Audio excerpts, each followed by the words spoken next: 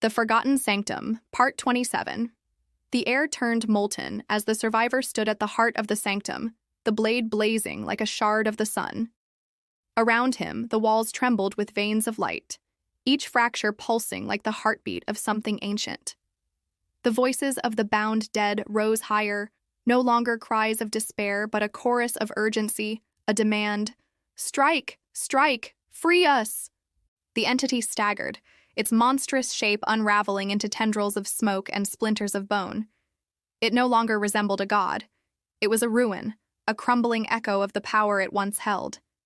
Yet in its hollow eyes flickered a strange plea, a defiance against finality. It raised one trembling hand as though to beg, as though to remind the survivor. What you destroy, you cannot undo. The survivor's chest heaved, his heart torn between mercy and vengeance. Every step he had taken through this cursed labyrinth, every shadow that had clawed at his mind, every whisper that had begged him to kneel, all had led him here. And now, the choice burned within his grip. The glyphs at his feet flared brighter, spinning into a circle of fire that lifted him above the broken ground. His body was no longer his own. It was a vessel, a conduit for the fury of countless souls. Their essence poured into him, their grief and longing fusing into his very bones. His blade, cracked and weary, roared alive with their collective wrath.